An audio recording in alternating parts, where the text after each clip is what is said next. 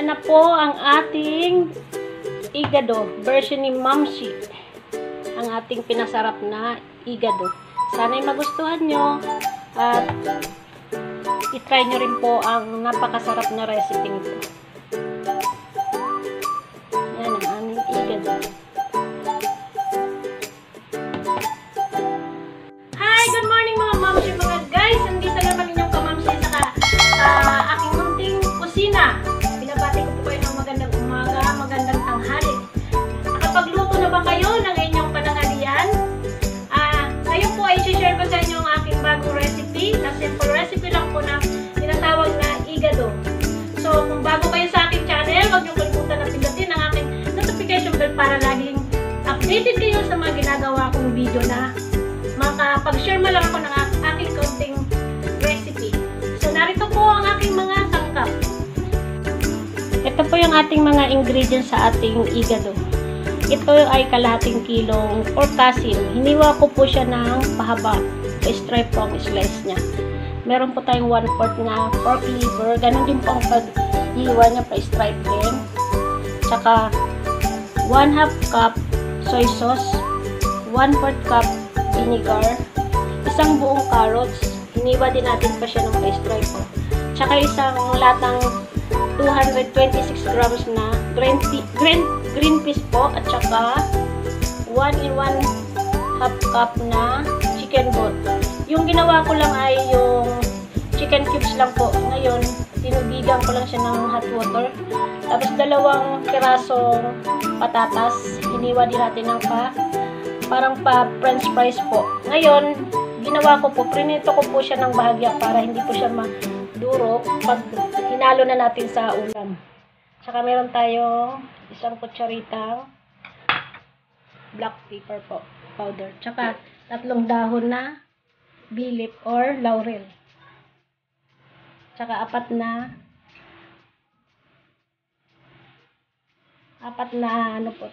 garlic. Tsaka isang buong yung palang ipin lang po, yung parang cloves lang po na garlic yan.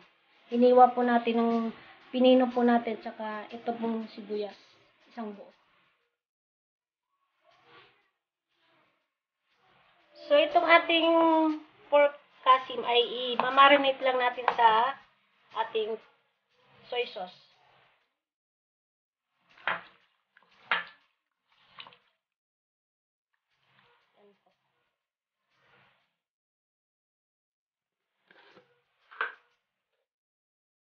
So, pag na-marinate po natin, maglagay tayo ng mga 1 tablespoon na sugar. Ito po ang bali kung maglalagay tayo ng umami, ito ang gagawin nating pang lasa. Kung ayaw natin maglagay ng kapares ng mga bechin, magic sarap, haluin lang po natin yan. Mamarinate natin ng 30 minutes po yan.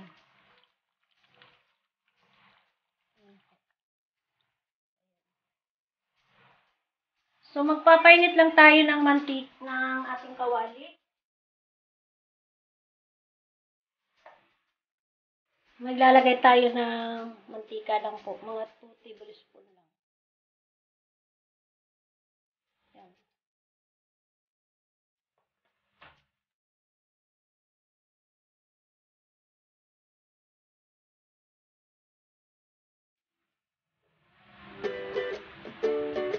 So, unahin natin yung ating sibuyas. Kasi pagbawang po ang ating inuna, ang mangyayari po niyan ay masusunog.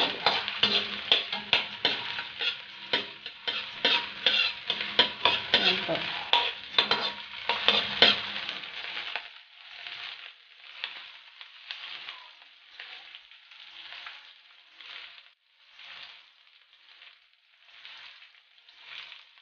So, isunod na natin yung bawang.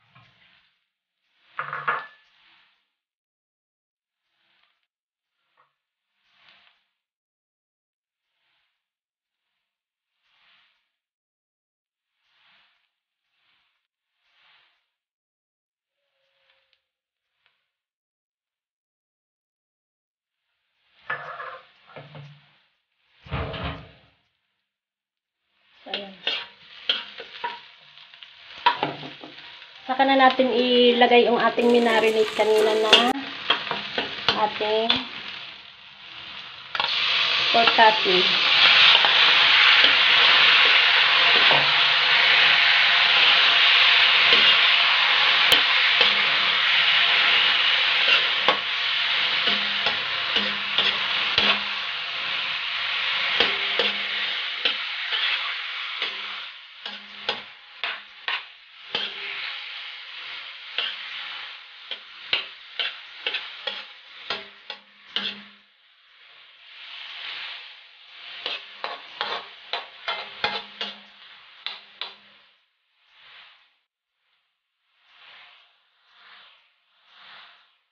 So, habang po ay nag-ano po yung ating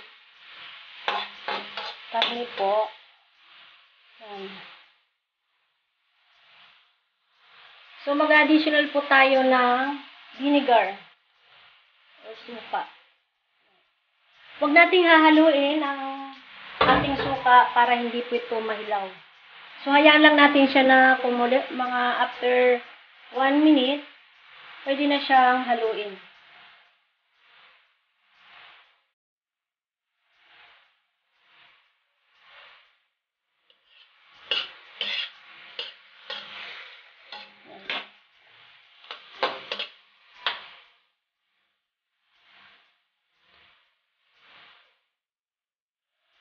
Maglalagay lang tayo ng pamintang durog or powder.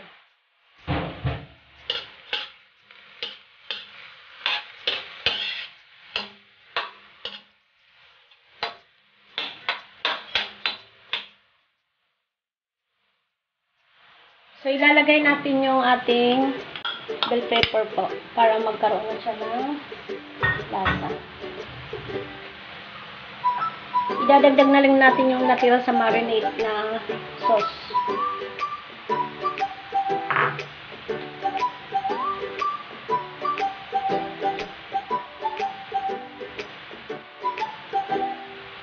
Ilalagay na po natin yung chicken broth natin.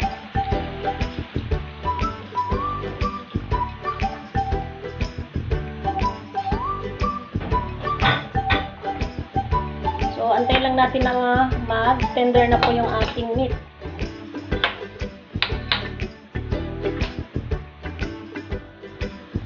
So, hayaan lang natin siya na kumulo hanggang sa lumambot.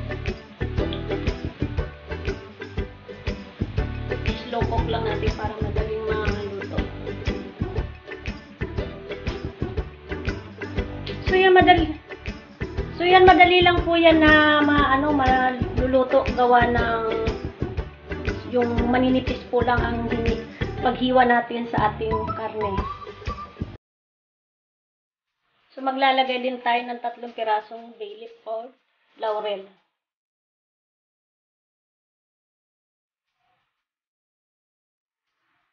So, maglalagay na tayo ng carrots.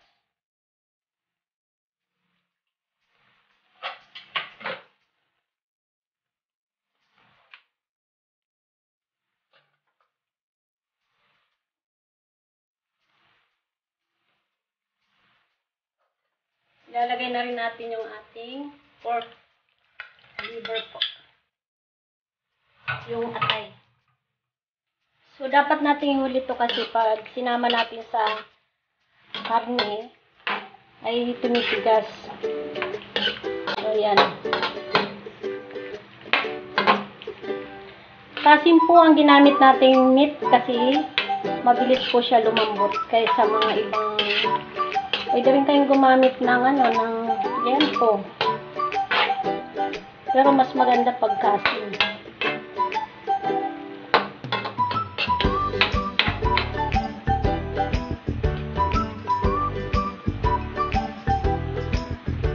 So, ilalagay na natin ang ating green peas.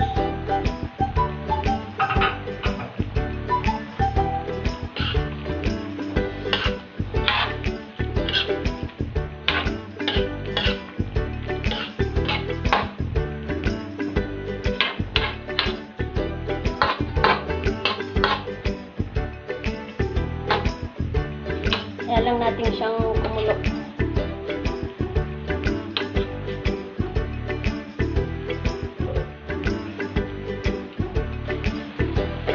Lalagyan lang tayo ng isang kutsarita uling asukal. Ito ang palit natin kung halimbawa magamit tayo ng bechin, itong gagamitin natin asukal na lang para maglasa po. Mag-blend yung kanyang alat sa tamis konti. Hindi naman siya tatamis. Yan ang magsisilbing umami natin. So, ilalagay na po natin ang ating patatas. Itong patatas ay niluto na po natin. Medium fried lang po natin siya. Para may dagdag kulay naman ang ating higado.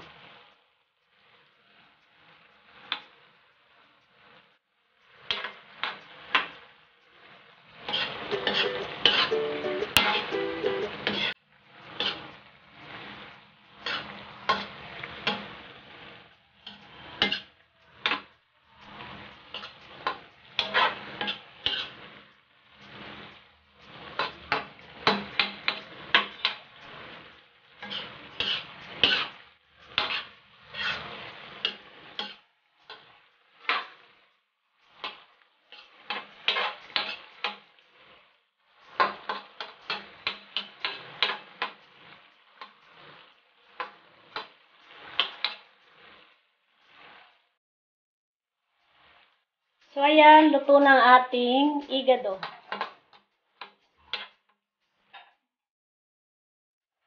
I-plating na lang po natin. Ayan na po ang ating igado, version ni Mamsi. Ang ating pinasarap na igado. Sana'y magustuhan nyo at i-try nyo rin po ang napakasarap na recipe nito. Ayan ang aming igado. So, ayan na po mga mamshi, ang ating version na igado. So, ayan po. Sana'y nagustuhan nyo po ang aking ginawang pagluluto sa araw na to. At naway, matry nyo rin po ito sa inyong kapagkainan.